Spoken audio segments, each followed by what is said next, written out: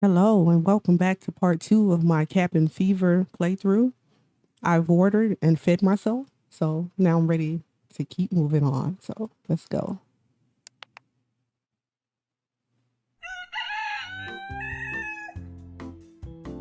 I slept soundly that night and woke up feeling surprisingly good.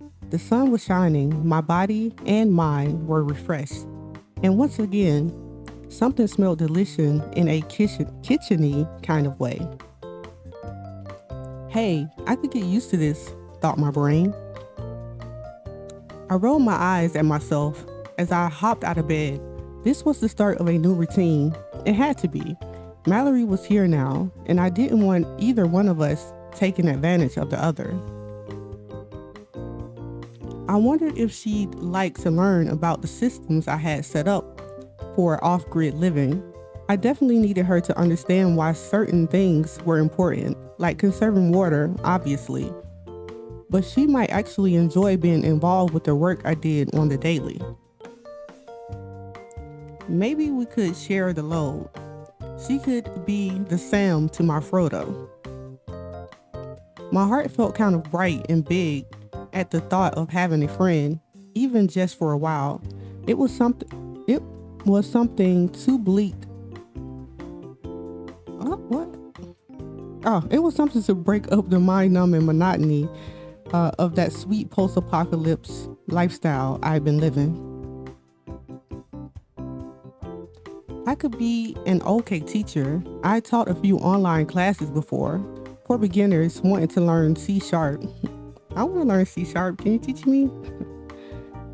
Teaching someone how to feed a chicken shouldn't be any harder than that. I treaded softly down the stairs and snuck into the kitchen. Some egg melody bubbled away in the skillet, and a pot of rice was boiling over. Mallory stood with her back to me, struggling to reach something high up in the cupboard. Your pot is boiling. Oh, you surprised me. Good morning. How did you sleep? How did you sleep? She moved back to the stove to transfer the rice off the heat. Then she picked up the skillet and gave the eggs a good toss. I slept okay. How about you? She smiled, wiping her hands on her apron. It was my mother's apron, actually, and I was pleasantly surprised to see it. It had been tucked away in the bottom drawer and forgotten about for a long time. Great. Your couch is super comfy, and that blanket is so cozy and warm. Good, I'm glad. My gaze drifted to the open cupboard behind Mallory. Did you need something from up there? Uh... She looked back at the cupboard and let out a nervous giggle. Yes, please. I was looking for aspirin and I thought I saw a bottle up there, but I couldn't really reach. I didn't want to risk standing up on a chair or something with my leg. Is it getting more painful? I did notice a little redness yesterday, but I didn't think it was infected. Unless... Wait, you're not feeling sick, are you? No, it's just the leg. It's a bit achy. A bit achy. I motioned for her to switch places with me, keeping some distance between us while I reached up and grabbed the aspirin bottle out of the cupboard. It was still half full, yet I hesitated a moment, reluctant to share my supply. But then I could order more, along with the first aid kit I needed to replace. I set the bottle on the counter and stepped away so Mallory could take it. She smiled so brightly that dimples appeared in her cheeks. Thank you so much. You're the best. You're the best. Okay, I'm really gonna stop. Okay, let me be serious. I pressed my lips together, trying not to smile. We were still standing too close to one another. I took another few steps back, clearing my throat. Maybe it's time for another temperature check, just to be sure. I went to grab the scanner and came back. Could you, move your hair? She lifted her bangs off her forehead so I could get a clear reading from the temperature scanner. After a few moments, the happy sound of one beep let me know she was fever-free. Okay, you're good. But we should keep distancing until enough time has passed to know for sure. Mallory nodded as she untied her apron. Then she did a little swirl on her good leg and offered me a plate. How's this for a second attempt at breakfast? The food looked glorious. I knew the eggs were fresh because I collected them myself just a few days prior. But still, what she had done with them was beyond impressive. Rough chopped vegetables and herbs gave splashes of color to the omelet, which was stuffed with steaming hot rice, speckled with even more seasoning. The whole thing had a downright heavenly aroma. Suddenly, some good old Shakespeare came into my brain. Did my heart love till now? Forswear its sight, for I never saw true beauty till this breakfast. I thought to myself, you are a nerd. Well, you seem to have learned how to use the stove properly. She blushed. Oh no, I hope I hadn't embarrassed her. I meant it in a jokey, complimenty thing. I meant it as a jokey, complimenty thing. You've been along too long, I said to my brain. Clearly you've been along too long. Really, this is amazing, and I don't deserve it. We enjoyed our breakfast at the dining table, sitting across from each other, just like the previous night. Through the great big windows at Mallory's back, the yard looked bright and inviting. Looks like we'll have great weather today. I was thinking of doing some work in the garden for a while. A place like this needs a lot of maintenance. 10 acres of green space, all the off-grid systems. It's a constant running to-do list to keep everything going. It seems pretty amazing. Is it hard to take care of it all by yourself? It can be hard work, but it's worth it. Well, what can I do to help? I looked at her, a little surprised. Okay, decisions. Ask her to join you in the garden. She really should relax and stay off her feet. I think I'm gonna ask her to help me in the garden. I said earlier that I wanted her to learn how to do the things. So yeah, let's have her help out. She wants to help. She hasn't been sitting and relaxing anyway, so she can help. I suppose you could join me if you'd like. Some fresh air might help you feel rejuvenated, speed up your healing. I could show you a little bit about my setup too, introduce you to the hens. She startled at the thought. She startled as though I had woken her up from a daydream. Her eyes, bright and beautiful, locked onto mine. Wow, was all I could think. You have hens? Like little chickens that actually run around going cluck cluck? For real? I laughed. It hadn't occurred to me that she might have. I laughed. It hadn't occurred to me that she might not have ever seen. See, this is why I pre-record myself reading these things. Stumbling all over my words. Okay, let's try this again. I laughed. It hadn't occurred to me that she might not have ever seen one before. But if she came from the city, which I sort of assumed she did, then it made sense. Her childlike excitement over something so normal to me warmed my heart against its will. Yeah, I have fish too. You want to meet them? She raised excited fish, practically bouncing in her seat. Yes, I do. I really do. Okay, let's head outside then. She jumped up, the very definition of bright-eyed and bushy-tailed. Her enthusiasm was infectious. It made me feel more lively too. I thought about insisting we both mask up if we were going to be spending the day in close proximity, but I thought about it some more, and since we'd be outside with lots of space all around, and since neither of us had any symptoms, I imagined it would be fine. As we headed outside, I offered Mallory a jacket. She declined. I was skeptical that she'd be warm enough in her threadbare dress, but it was her call. At least the sun was warm today and there wasn't much wind. I let Mallory lead the way through the garden. She would stop to examine all the different growing things, all the fruits and vegetables, more than enough for one person. I often had an overabundance of produce, so I would end up canning a lot of it. Except for those potatoes. Rip. Oh my gosh! Are these strawberries? There she stood in the strawberry patch, a look of total wonderment on her face. They look so plump and juicy, and they're so red. How did you grow them? They're actually the easiest thing to maintain around here. They grow like weeds. Pretty much every year I get 3 whole harvests out of this patch. Really? What do you do with all of them? I make my own jams, put them in salads, make smoothies, things like that. I dehydrate some for easy snacking too. But I think they're best right off the bush. You're welcome to have some.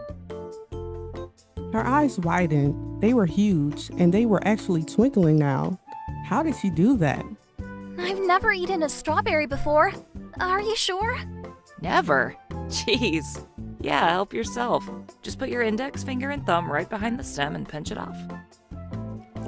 Okay, can we just jam a little bit to this elevator music in the background?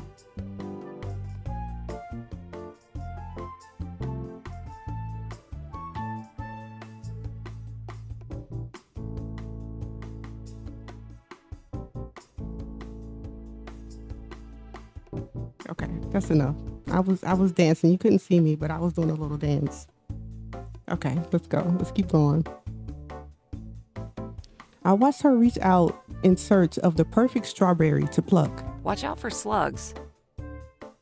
She paused, stuck her tongue out at me in jest, and selected the perfect first strawberry. Oh, wow. These taste just like sunshine. I could eat these every day. Feast away. I couldn't help but want to offer her everything just then. The happiness radiating off of her was like addictive or something. Oh, look. This one's shaped like a heart. Ooh, this one here is huge. Look how shiny and red it is. It's like something out of a picture book. Oh, there's a little bug munching on that one. Enjoy your meal, little bug. I smiled to myself. While Mallory chatted away eating strawberries by the handful, I picked up my rake and started taking care of the fallen leaves that were encroaching on the garden. Mallory noticed and came over. Can I do that? Her smile was brighter than the sky above us. Oh, no, that's okay. You need to go easy on your leg. My leg feels fine. Please? She just looked so earnest. Reluctantly, I passed her the rake. While Mallory took care of the raking, I made my way to the other end of the garden where I worked at pulling up weeds. Pretty soon, I had a bucket almost filled.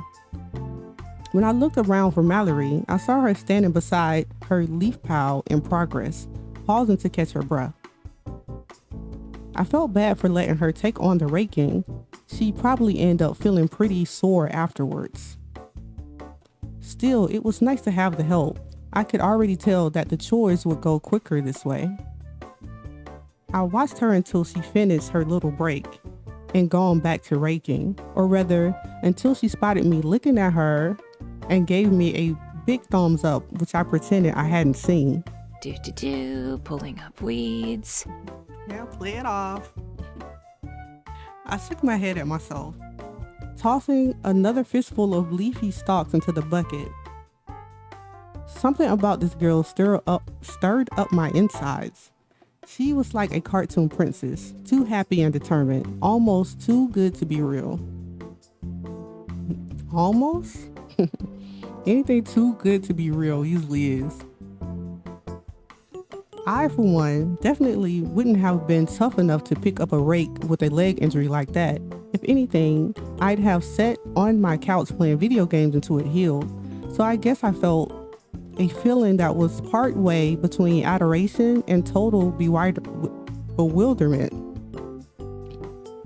Because there Mallory was, her pale skin glistening as she did my yard work for me, her dress swaying and dancing around her thighs as she moved.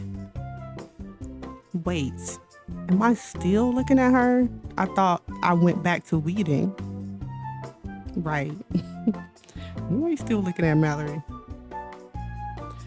I had to put an end to this distraction. It looked like Mallory was just about finished anyway, so I carried my bucket over to her. Looking good. Good work, I mean. Let's move all this stuff to the compost bin. Okay, what's that? I showed her the bin, and as we filled it up with weeds and old leaves, I gave her the rundown. Basically, I put all the dead plant matter and vegetable waste I have into the tumbler. Since it's a sealed container, it traps lots of heat inside and helps the stuff break down. See the handle on the side? I use that to turn the tumbler so everything gets mixed together. Then, once it's all broken down, I mix it in with the garden soil. The compost gives the soil extra nutrients, which helps the plants grow. It's kind of like the circle of life. I save all the peels and ends from the produce I eat, turn them into compost, and use that to grow more stuff. So the garden really provides its own nutrients for the next crop of plants that grow there. Wow, that's amazing. Honestly, everyone should be doing this. It's a big part of reducing waste. It's like a big, friendly leaf monster. Nom nom nom.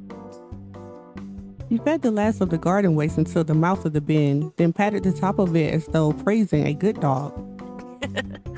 I nearly snorted with laughter. She was too pure for this world, really. For a few moments, we stood together admiring the garden. It looked so clean and healthy now. Then, with a twinge of anxiety, I noticed how close we were to one another, how closely we'd been working. But it was probably fine. She seemed healthy, more than healthy. She was handling her injury remarkably well. Was that the so-called power of positive thinking at work? Never mind. I lurched backwards, looking at her in horror. Are you feeling sick? No, sorry. It's just my throat is dry. I'm really thirsty. Oh, right. We've been working for a while, and now that she mentioned it, I felt pretty parched too. Phew. I'll go get us some water. I dipped inside, took a few deep breaths, and went to fill up a couple of stainless steel water bottles. Everything was fine. Her temperature had been normal from the get-go. She had no fatigue, no symptoms of the virus at all, apart from that one cough, which was justified. Still, it was a reminder that I shouldn't be letting my guard down. When I returned outside, I found Mallory staring up at my roof with one hand raised to shade her eyes from the intense sunlight. What are those? They look like shields for your house. For your house. I looked up at the roof where she was pointing. Oh, sort of. They're solar panels. And they look like they could use a sweep, actually. Why? What are they for? They absorb energy from the sun and turn it into power for the cabin. What? Really? Here, face towards the sun and spread your arms out. She hesitated, then raised her arms up. She closed her eyes and tilted her head so the sun lit up her pale face. Feel the warmth? That's energy from the sun, or as I like to call it, the nuclear furnace that sits in the sky 150 million kilometers away from us. The solar panels take that energy and convert it into electricity. That current makes its way down to a charge controller, which turns the current into voltage for the batteries. My computer, appliances, and lights are all modified to run off that DC voltage. Oh, and the charge controller is hooked up to a battery that can store all that incoming energy, so we can still run the power for a while, even when the sun has gone away. I hope my explanation made sense. For someone who'd never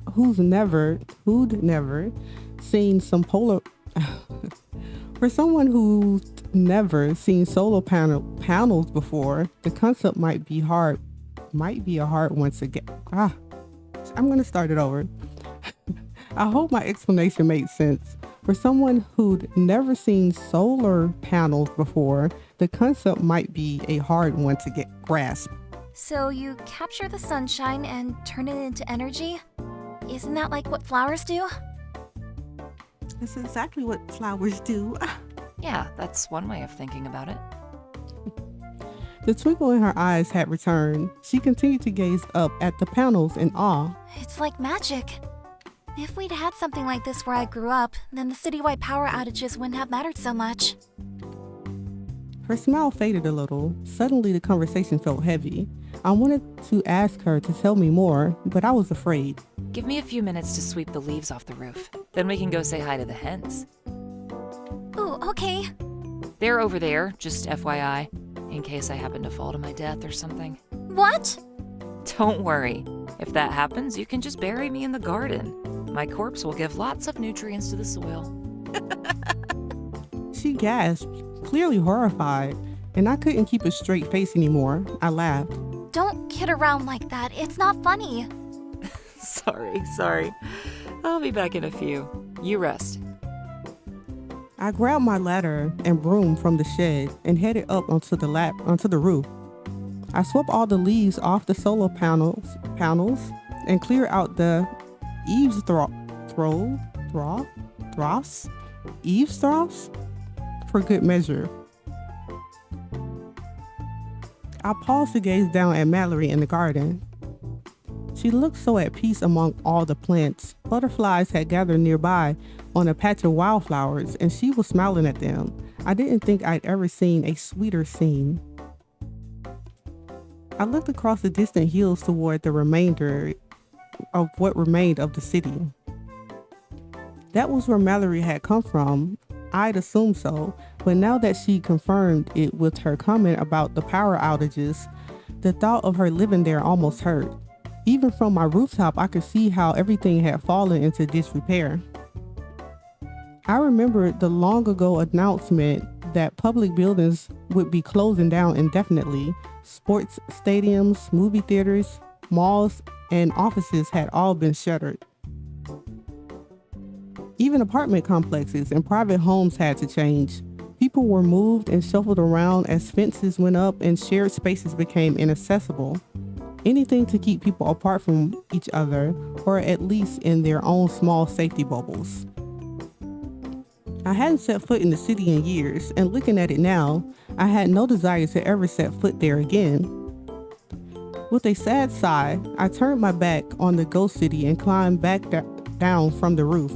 I met Mallory in the garden and forced a smile. Ready? She seemed so excited as we made our way over to the chicken coop. For a moment, I even thought I saw a spring in her step, but then realized it was just her limp. Was the aspirin she'd taken wearing off already? The chickens clucked with extra enthusiasm when they saw that I had company. When I opened the door to their fenced-in area, some of them flapped their wings furiously, sending feathers flying and making Mallory laugh. For as long as they've been alive, I've been alone. So they're either happy for me or scared of you. Not sure. I pulled the gate shut behind us. Mallory was already saying hello to each individual chicken, giving them compliments and asking them how they were enjoying the morning. Then she saw the chicks and she gasped. Babies! Did I not mention that? Yeah, they hatched a few days ago. You can pick them up if you want. She looked up at me, her eyes doing that shimmery, sparkly thing again. I saw that there were tears there, and I thought, or hoped, that they were tears of joy. They're so cute! Are you sure I can touch them? It looks like they'll break, they're so tiny. Funny, that was exactly how I felt about her. They'll be okay. Just gently scoop them up into your hands. Okay. She carefully held out her hands. Some of the chicks came closer, investigating her, and it didn't take long before a couple of them volunteered to step into her palms. Mallory let out a small squeak and lifted the chicks up to her face. The chicks reciprocated with their own happy peeping noises, dancing in her hands as she stroked their golden down with a single fingertip. They're so soft. I love them. I believed her. It was weird. I couldn't fathom loving something so easily or so quickly, but Mallory did, and I had a hunch she'd have taken a bullet for these baby chicks. Oh, sorry about the smell, by the way. I'm used to it, so I guess I forget that coops can get pretty smelly. I don't find it bad at all. She continued to pet and play with the little chicks. The whole scene was just too precious. Do you want to feed them? There's a bag of grain just behind you.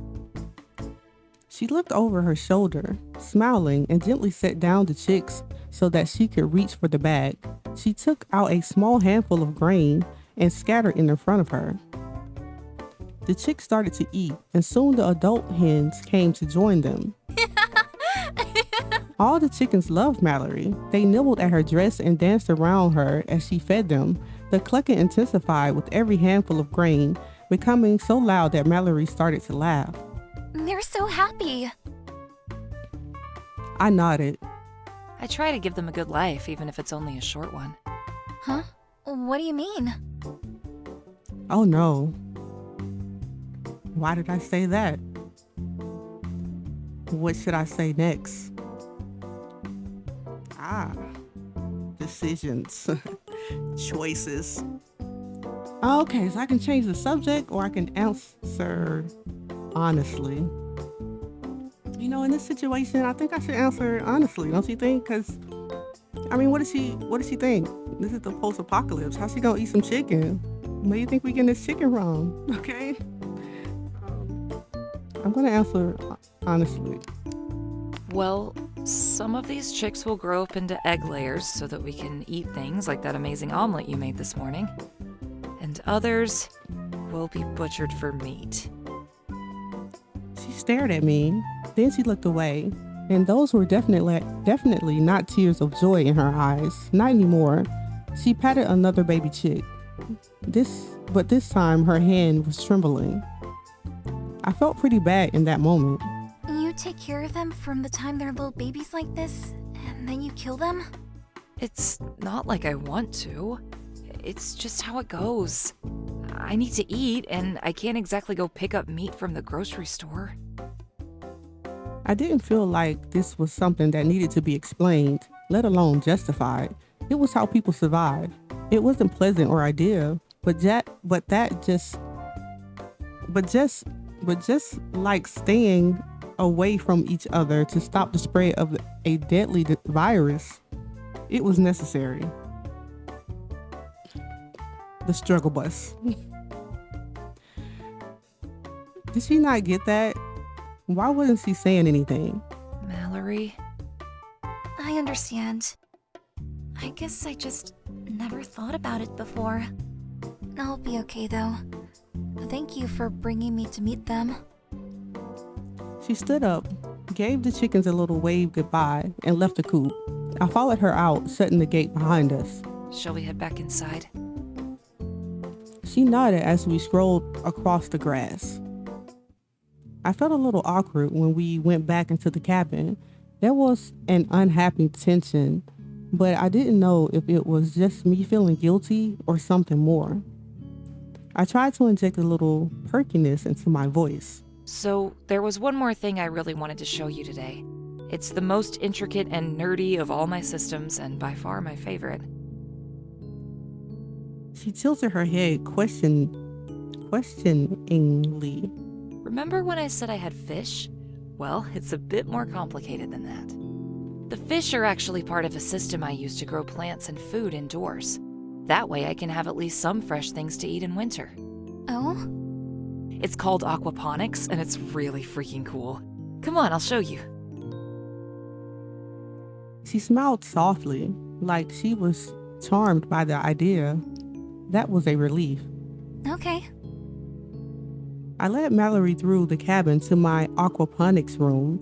It was sort of tucked away, and since I always kept the door closed, it was easy to miss. I found myself oddly excited to show this to her. I felt almost proud as I opened the door, revealing the dim room on the other side. Why is it so dark in here? I know, the purple light is kind of strange. It's because those are grow lights. Their wavelength mimics the sun and gives the plants the specific red and blue light they need. It's a way of tricking them into thinking they're outdoors. Not that plants can think. She smiled like she thought I was maybe a little bit funny, which lifted my spirits even higher. I followed her all the way into the room. It wasn't something I acknowledged often, but this was my favorite place. Caring for plants and the fish, watching them grow and change and live, gave me a feeling of connection I didn't quite get from the outdoor garden or the hens. I didn't even feel a connection like that with other humans, no matter how many forums I joined or chats I took part in or emails I sent or received. This is amazing. Told ya. I know, but I wasn't expecting so many plants. You have so much food. I felt a twinge of guilt for how upset I'd been over the potatoes she'd burnt. She walked down the rows of potted vegetables and fish tanks, murmuring hello to the fish, examining the water feeding system and the grow lights. I imagined it all through her eyes, the eyes of someone seeing something like this for the first time. It must have seemed like a mad scientist lair or something. She paused, peering more closely at one of the fish tanks. Why are there plants growing out of the tank water? Technically, they're not. They have their own water, it's just been cycled through the fish tank as well. That's how they get nutrients. I pointed out the tubes that cycled the water. It's like the circle of life, kind of. I feed the fish, and they produce waste, which contains ammonium. That gets converted into nitrites and then into nitrates, which the plants can use to grow. These tubes carry the tank water up through a filter. The filter traps all the bits of waste and gunk that won't help the plants and lets the now nutrient-rich water run through and into the plant pots. This is such a nice picture. I like it. So nice. Okay, let's keep going. It's all a careful balance, everything working in harmony. If I feed the fish and keep the filters clean, then they're able to take care of my plants for me. Mallory watched the fish swimming lazily back and forth, her face filled with wonder. I grabbed a container of fish food and held it out. Here, feed them. Just take a bit and sprinkle it in. I smiled at her encouragingly. Okay. She took a pinch of fish food out of the container and gently sprinkled some flakes into the tank. The fish swam excitedly toward the flakes, opening and closing their mouths. Mallory smiled and gave them some more. They're really hungry. Looking at them feels peaceful. Yeah. I watched her watching the fish and imagined showing her how to set up a system like this from scratch. I imagined us doing it together, planting the seeds of her favorite flower or a special fruit she'd never tried, celebrating the first bud and the first harvest. Mallory startled me by asking very suddenly, Who taught you all of this? She was too close. I took a step back and bumped into some shells behind me. I could feel my face warming up. Well, my parents used to take care of their plants sort of like this when I was young. And then I taught myself a bunch more by reading or by trial and error. She shook her head a little, her gaze fixed somewhere far away. My family had nothing like this. There was one grocery store in our neighborhood. We'd have to wait in line for ages, and then the shelves would be practically empty. We had to scrounge and make do with food that was either spoiled or just plain not enough. All these systems you use, if we could have had something like this, then maybe... My stomach felt tight. This was it. She was opening up. She was finally going to tell me where she'd come from, what kind of life she'd had, maybe even what she'd been doing out in the rain that night. I didn't feel ready. Why was my heart beating so fast?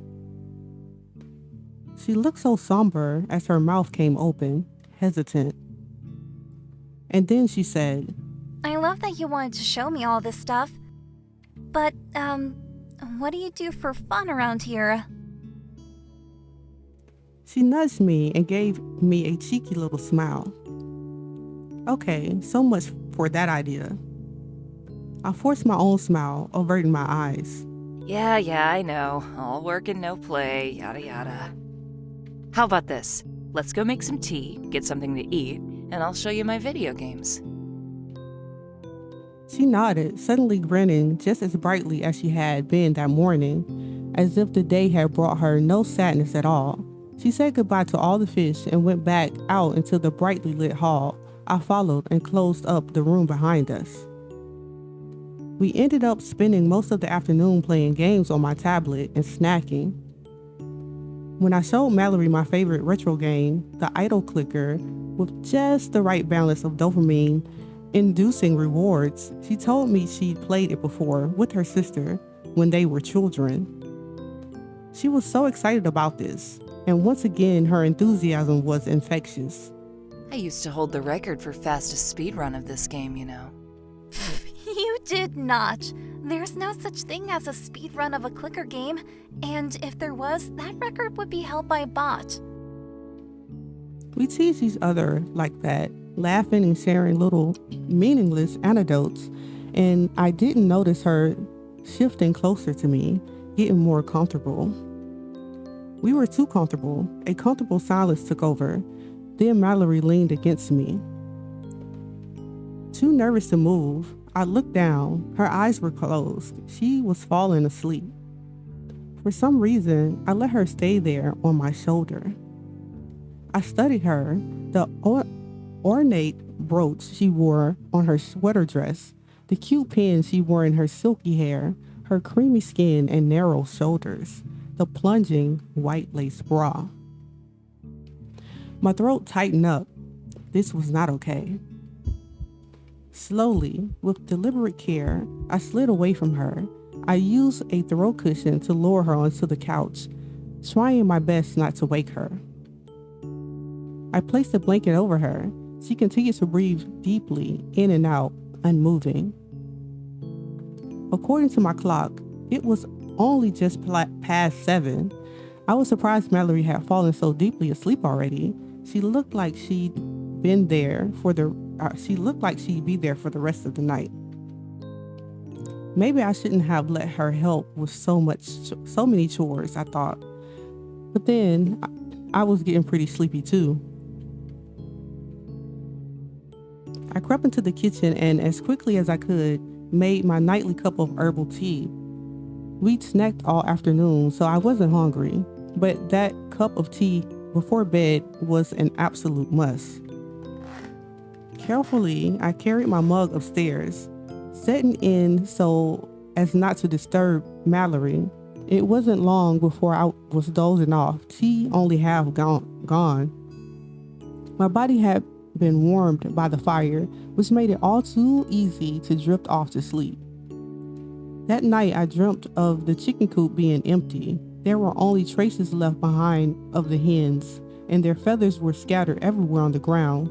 Coyotes must have spirited them away, my dream brain thought. I remember pocketing one of the feathers and walking around the woods in search of them. It was a very strange dream, unlike any other I had had before. All right. Chapter 5. Maturation.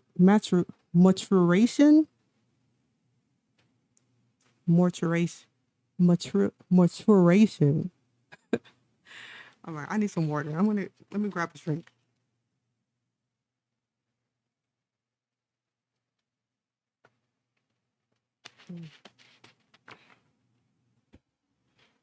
All right. Let's keep going. Maturation.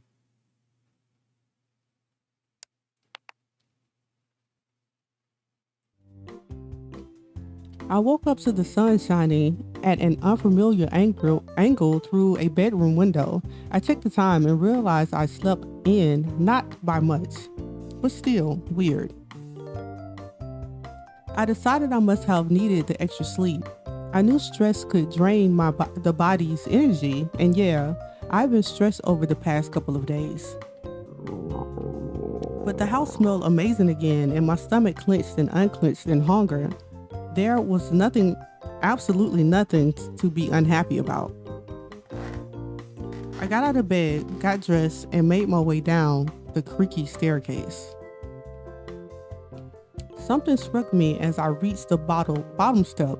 The chairs were tucked in at the table, the blankets were neatly folded on the couch, and I was pretty sure the floor had been swept again. It all made me feel much more calmer than usual. I never knew how much my home's cleanliness could affect my mood. Morning, sleepyhead. Your breakfast is waiting. I turned around. Mallory was standing extremely close to me. I thought about stepping back, but then I forgot because my cheeks were flushing red, and I was pretty sure. But I forgot because her cheeks were flushing red, and I'm pretty sure mine were too. Good morning to you too. First things first, though. I went to grab the temperature scanner and held it up between us. Oh, right, of course. She lifted her hair out of the way and let me scan her forehead. The scanner beat happily. Somehow I felt even more relieved than the other times I checked and found her temperature normal. Mallory danced away from me, then spun back around. Suddenly, there was a large plate of food under my nose. I grinned. Hold up. Look at that plate of food. Does that not look delicious and nutritious? Like, where's my Mallory? I'm gonna be forever alone. Why am I asking this question? Let's keep going. It isn't much, but I thought it would be good to have a high-calorie meal since we both worked so hard yesterday. It didn't seem possible, but the breakfast looked even more incredible than the one she'd made yesterday. The plate held a rainbow of food, sliced red strawberries on a tower of golden pancakes drizzled with amber syrup, a stir-fry of rice with orange and yellow peppers, surrounded by fresh, crisp, glistening greens and a perfect soft-boiled egg. Delicious looking. Oh my God. I want to jump into the TV. My mouth watered. She's certainly come a long way. I did use the last of the eggs in your fridge to make this. I hope that's okay. I went out to check the coop for more, but there were none. How? I had already grabbed a plate and started eating. Through a mouthful of pancakes, I mumbled an incoherent reply to her and shook my head up and down. Sometimes it takes them a day or two, but we'll have more eggs soon. She smiled and sat down across from me with her own plate. She ate her breakfast with far more elegance than I ate mine. After we finished breakfast, I gathered up my paltry first aid supplies so I could clean and rewrap Mallory's leg. My gaze landed on the box of disposable masks tucked in the back of the drawer. The ones I'd been wearing each day when medical care necessitated getting up close and personal with her. But not when we'd been working outside or in the aquaponics room or when she'd sat next to me on the couch while I played my video game. I slid the drawer shut, deciding not to bother with a mask. The two of us chatted a little while I tended to her wound. So I guess I worked you too hard yesterday, huh? What makes you say that? You fell asleep at like 7 o'clock last night. Mallory flushed pink again. She didn't seem sure how to respond. It's okay. You learned a lot yesterday, and learning is hard work. I probably went a little overboard with the teaching.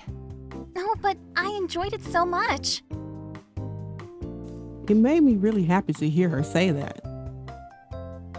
Once I finished fixing her bandages, I got up to peer outside. The sky above was blue, but there were gray clouds gathering in the distance. I decided to check the forecast. I stood at my desk, waiting for the computer to boot up and connect to the web. Once it did, a number of notifications popped up, chiming cheerily.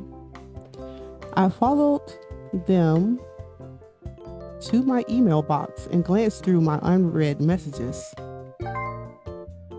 One work update, a couple of newsletters, something from a coupon service I didn't remember signing up for, and of course, a bunch of hogwash forwards about the many cures my doctor didn't want me to know about. All right, so I can read the spam just for fun or delete the spam. Let's read it just for fun. Why not? I click open one of the email forwards, smirking. Hey, Mallory. Have you heard about this one weird trick for removing viral toxins? Removing them from where? It doesn't actually say, but there's a grainy picture of someone laying what looks like lasagna noodles across their stomach, so I'm assuming it's nothing to do with that. Yeah, you wouldn't believe how many of these I get. They're so stupid. I closed out the email and deleted it along with the others. I pulled up a weather forecast. Partly cloudy this morning with a chance of scattered showers throughout the afternoon and overnight. And it looks like tomorrow's gonna be rainy all day. I felt like a bit of a chump for panicking about the water. I looked up at Mallory. Maybe there'll be enough water for a luxurious bath after all. She grimaced, then giggled. I should probably do a few things outside, though. Get the basic chores done before the weather turns. I'll help. I wasn't sure. I could tell she was sore from yesterday, and I was still worried about her leg. Also, why was she so insistent on doing so much? How about you just keep me company this time? Oh, all right. We headed outside. The sunshine was strong, but there was a chill in the air that hadn't been present yesterday. Occasional clouds moved past the sun, casting cold shadows over the garden. A flock of geese passed over us, noisy and energized. They're flying south to escape the coming cold. They probably have their own tropical paradise somewhere, with their own beach houses where they spend all winter sunbathing and drinking margaritas. Just kidding, geese don't do that stuff. Wouldn't it be nice to go on a vacation like that? I don't know. I've never been on a vacation. I frowned, pausing to bend and pulled up a stray dandelion poking out of the grass. Maybe someday someone will figure out a way to stop the virus and you'll be able to go somewhere amazing. Not by myself, I hope. No, definitely not by yourself. We walked around the property, Mallory humming happily to herself while I puttered about, checking the well, making sure the hens were happy and fed, yanking more dandelions out of the ground when I saw them. Pretty soon, Mallory had grabbed a bucket and started pulling weeds too. It was like she couldn't help herself. I shook my head. That's probably enough hard labor for the day. Let's go in. I need to do some work on my computer. Oh, not just yet. Please. I'd like to enjoy the fresh air a little while longer before the rain comes. Okay. If you're good, then I'm good.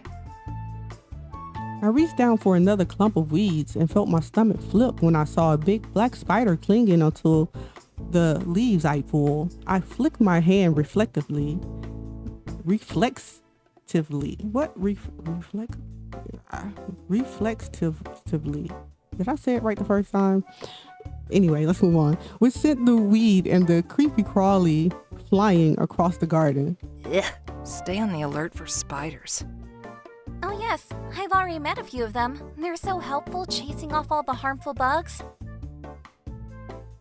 Of course, Mallory would treat spiders with the same kind of adoration any cuddly pet deserved.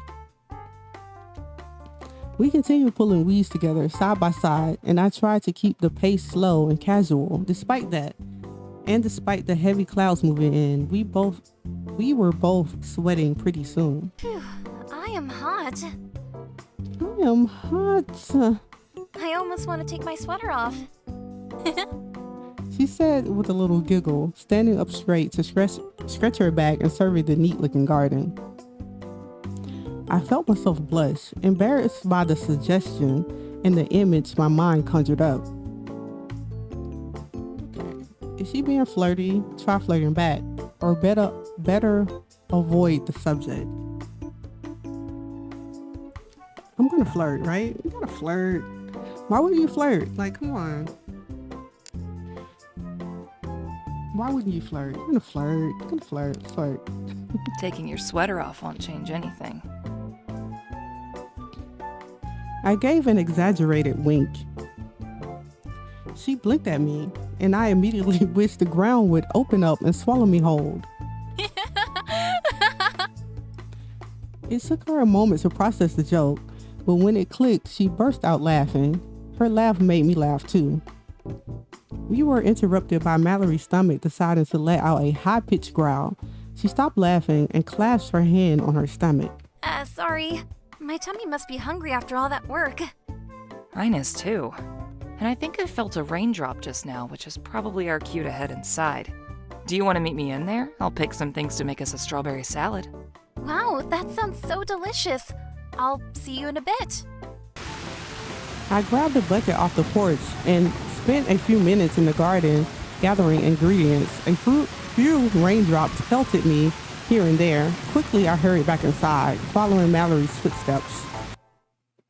By the time we finished eating lunch, the gray clouds had fully taken over the sky and rain clung in droplets to the cabin windows. Well, if we get as much rain as the forecast predicts, the rain barrels sure will be happy. Those are the big containers on the side of the house? Yeah, you're getting good at this.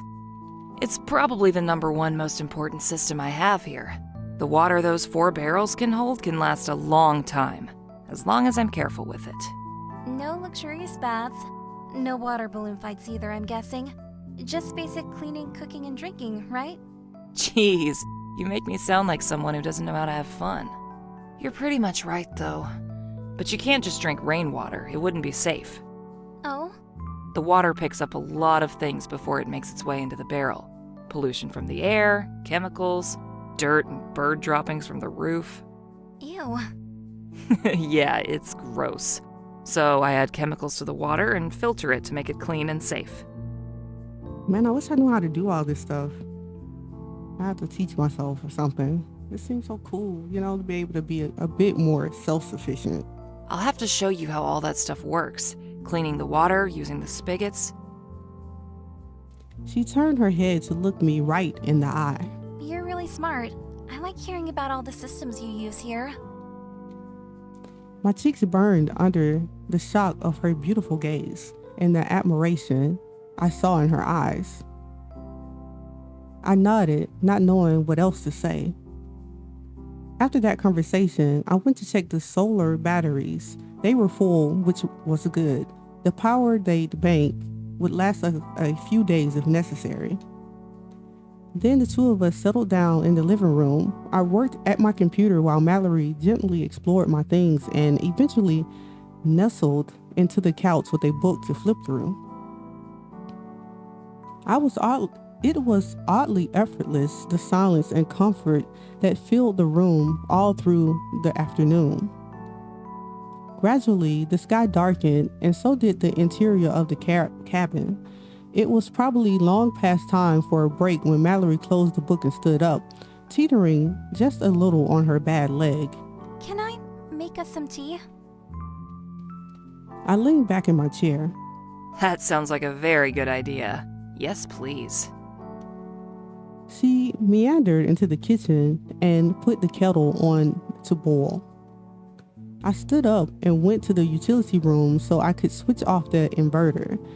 There likely wouldn't be any more sunlight for the next while, so I decided to reduce the load on the solar batteries and only run off DC power for the rest of the night. I heard something coming from the kitchen, like a small, stifled cough. I listened hard to see if it would come again, but it didn't. She's probably just clearing her throat. I came back out into the kitchen and took a seat at the table. Mallory brought over 2 steaming mugs and set them down.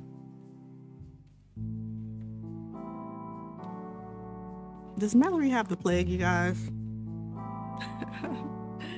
Oh no, like I'll be having these ominous dreams, like all this stuff. She's coughing and stuff. Okay. Honey? Yes, dear. We both froze. I felt my cheeks suddenly warm. Why did you say that? Screamed my brain. I meant honey for your tea? Yep, you did. I felt like such an idiot. The reply had flown from my mouth before I even had a chance to think about it. Okay, I said to myself, now salvage this. And I was saying, yes, I will have honey for my tea. And then I was very rudely interrupted mid-thought by a deer that definitely exists and totally ran past the window. Mallory laughed, but it was a "you're cute" kind of laugh, not an "I'm laughing at you" kind of laugh, so I felt better. After bringing over the honey and some spoons, Mallory sat by me and picked up her mug. She took a drink and made a strange little noise in her throat. Oh, I just burned my tongue. See, that's why I always let mine cool down for a minute or two. I couldn't do that. It smelled too delicious to wait. I got up and poured her a glass of cold water. Here, this'll help. Thank you. You're so sweet. After taking a few sips of water, she set down the glass and looked at me with a sad, soft smile. So, why would someone as nice as you feel the need to set bear traps right in front of their home? The question caught me by surprise. I didn't know she'd even been thinking about that. Of course, it seemed obvious now. She had acted far too chipper and unconcerned when the accident happened. She must have been holding back and was just now feeling safe enough to question why she'd been hurt in the first place. I nodded slowly. Well, I don't know who this nice person is you're talking about, but I can tell you why I have traps set up around my house. It's all because of Lola. Ooh, is that a stalker ex-girlfriend? Do you have to defend your property from a lot of girls? Ha ha. No, it's nothing like that. I paused to take a sip of tea, taking care to blow on it a few times before drinking. For some reason, I couldn't quite look at Mallory then, though I could see from the corner of my eye that she was listening intently. Lola was my best friend. My beautiful Bernese mountain dog. She was the family pet, really, but me and her, we had a special bond. After my parents passed away, Lola and I took care of each other. She was a hard worker. She was by my side always, finding little ways to help me out. You definitely would have loved her. She had one brown eye and one blue eye, and her heart was made of gold. Mallory nodded softly, wrapping her hands around her mug of tea. One fall evening, I was inside working on the computer, and Lola was outside on the deck just enjoying the cold. Bernese mountain dogs are, as the name implies, mountain dogs, and they're made to be out in the snow. She loved snow, the deeper the better, but it hadn't snowed yet that year.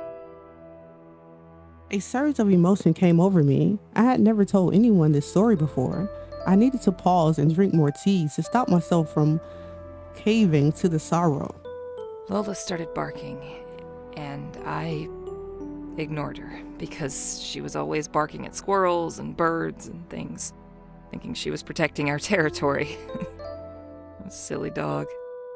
But this time it wasn't a squirrel or a bird. I actually don't even know for sure what it was, but the tracks I found later looked like they might have come from a grizzly. Mallory gasped and held her hands up to her face. I felt like if I stopped, I wouldn't be able to start again, so I just kept going. When I realized how urgent her barking was, I ran outside, but she was already gone. That eerie silence is something I'll never forget. I searched for her all night and all the next day. I never found her. Just tracks and some blood and fur. I don't know if a bear grabbed her and took her, or if she went chasing after it, or what. I just know I've never been so angry in my whole life. I was already dealing with the pain of losing my parents, and now Lola was gone too. After that, I pulled out all my family's old traps from the shed and set them up around the house. It was too little too late, but I needed to feel like I was doing something. It never occurred to me that a human might get hurt in one, and I'm really, really sorry that you did. I looked up to see Mallory nodding vigorously, wiping tears from her eyes. I don't fault you at all for what happened to my leg. I was the one who trespassed in the dead of night. Yeah, that's true. She let out a short laugh through her tears, sniffling. I got out my chair again to find her some tissues, and when I handed them to her, I found myself giving her narrow shoulder a squeeze. I'm so sorry about Lola. That's a heartbreaking story. Sorry I made you cry. No. I'm glad you shared that with me. For a moment, I wondered if this was it, the moment she would start to open up and share her story with me too. Why had she been outside my house, in the middle of nowhere, in the rain at night, all alone? Maybe I should encourage her. Okay, it's your turn. What for? To tell me something about you. Something real, like maybe what brought you here. A look of discomfort crossed her face. She still didn't want to tell me. Or if you're not ready to talk about that, then maybe you can tell me something else. Something more light. Please? I hardly know anything about you. What do you want to know? Choices. Ask her about her favorite memory. Ask her about her hopes for the future. I think I want to know more about her, like her past, right? So, a favorite memory? Okay. Tell me something about how you grew up. A happy moment or favorite memory? She pressed a finger to her lips, thinking hard. My favorite memory? Building pillow forts with my sister, and playing make-believe that we were airship captains flying through the clouds. What happened to her sister? We lived at the top of the tallest building on our street, which is probably what inspired our game. I remember we had this old pair of binoculars. They weren't good or anything, but we used to look up at the night sky through them and pretend we were looking into other galaxies. Space is super cool. I approve. She giggled. I always loved the night sky. All the stars and planets and satellites. We actually lived really close to the planetarium, and it was always my dream to go there and see a show. But it got closed down when I was just a baby. My mom would always tell me that someday the planetarium would open again. And I just had to be patient. I guess I never really stopped waiting. She gave me a sad smile. Hey, I think I've been to that planetarium. I would have been really small, so I don't remember a lot, but that's kind of cool, right? But you know, we could totally go stargazing here in the mountains. There's nothing like it. She looked away, cheeks flushing pink. She wiped her eyes and shrugged. Anyway, I should probably let you get back to work now. The last thing I wanted to do was go back to work. I gave her a little poke just for suggesting it. Don't do that! I'm super ticklish! Oh, are you? I'm sorry. I didn't realize. I poked her again, gently wiggling my fingers. She twisted in her seat, laughing, her eyes lighting up. Her laugh was beautiful. She squealed and kicked her feet as I tickled her side. A playful attempt at retaliation sent her slipping off her chair, but I easily caught her, and suddenly it was like our arms were around each other. We sat there on the floor, both of us laughing through our breathlessness. It was amazing, and then it was a little awkward. I withdrew my arms and got to my feet. I helped her up. We stood there for a moment, just looking at each other. I have an idea. Let me treat you to a special dinner tonight. A special dinner? Ooh, and what would that be? I haven't thought that far ahead yet. Give me a minute. I thought about what sort of meal I could make from things I had in the kitchen or pantry. Truthfully, I wasn't a very good cook. I mean, I could throw together a salad or a sandwich, but that wouldn't be special enough. I thought A thought sprang into my mind. In the pantry was a very old bottle of red wine. I didn't know if it was fancy or even good wine, but it was the only bottle of booze I had in the house, and because of that, I valued it highly. Originally, I had intended to save it for a special occasion, specifically for the day the virus was cured. The bottle had been sitting on a shelf for many years, and the hopeful note I'd attached to it to celebrate the cure faded and dusty. Could I open it now? Should I open it now? No. It was special, really special, and meant for a day that might not come. Wine was meant to be shared, my brain reminded me. What the hell? I'd do it. I'd share that wine with Mallory. I swished my hand through the air and gave my best pompous butler impersonation. A most decadent helping of popped corn with truffle oil and adult beverages.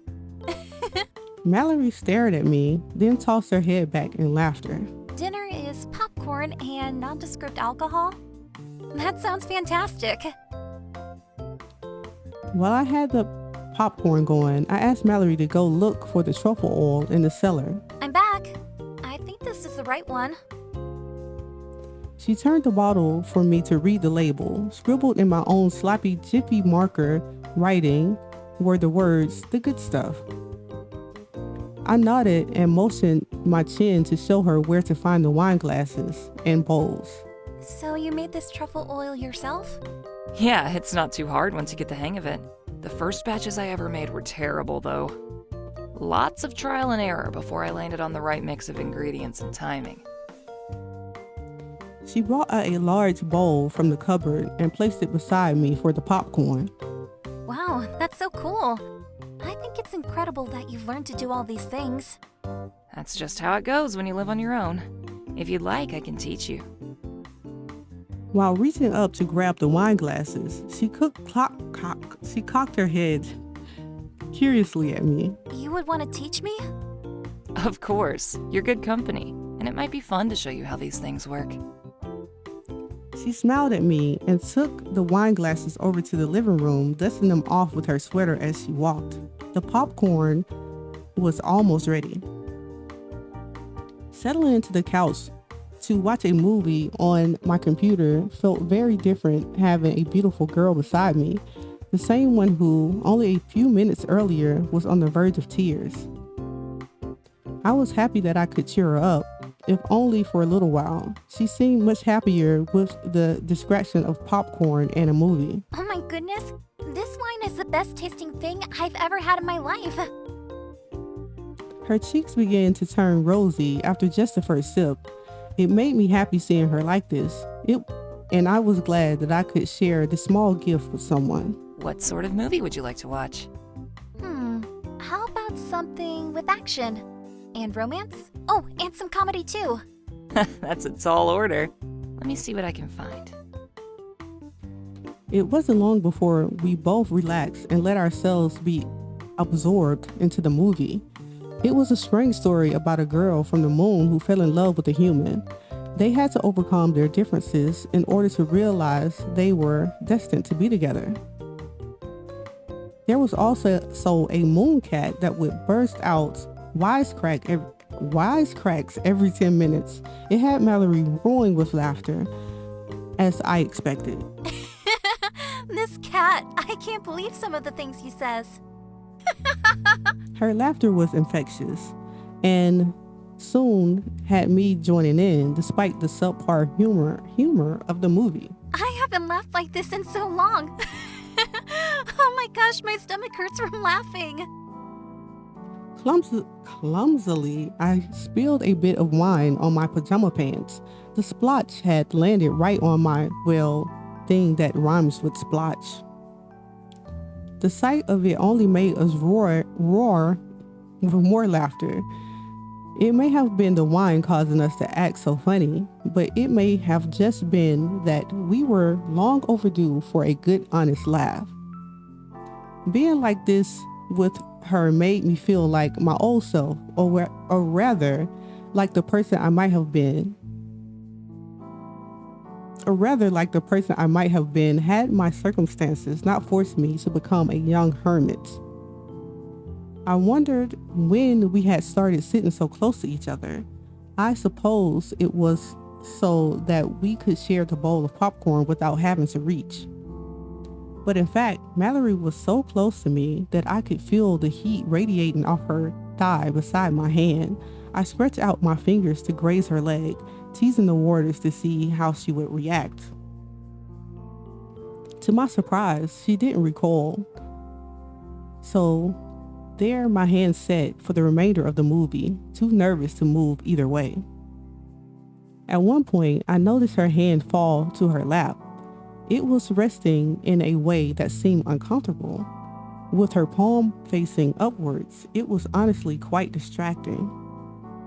Before I could figure out if she had left it there for me to hold or not, the movie had ended. I missed my chance. I really enjoyed that. Thanks so much for watching with me. Parts of it were entertaining, definitely. Like that bizarre turtle in a top hat. That's right. And how we saved them from that lizard beast was so insane. We sat together for another minute, recanting the ridiculousness of the story we had just experienced. All the windows were dark now, and Mallory looked exhausted. I felt pretty tired too. I guess I should get off your bed and let you get some sleep. Oh yeah, I guess so. Thanks for hanging out with me tonight. See you in the morning? Definitely. A little reluctantly, I left Mallory on the couch and climbed up the stairs to my bedroom. As I settled into bed, I felt a strange mix of happiness and loneliness. Two feelings I hadn't felt or allowed myself to feel in a long, long time. The pain of losing my family had been too much to bear, and so my heart had shut off and I just existed, going through the motions, waiting endlessly for nothing in particular. Now I was rediscovering myself, relearning what it meant to be human, and it was all because of Mallory. Then, as though she had known I was thinking about her, Mallory called up to me. Sweet dreams. You too. Get a good night's sleep. I yawned and nestled deeper into my pillow. Before I could remember what I had been thinking about, I was fast asleep. Okay. Chapter 6, Attachment. All right, so I think this is a good place to stop. I don't really have anything special to say this time, so I'm going to stop right here and I'll see you next time.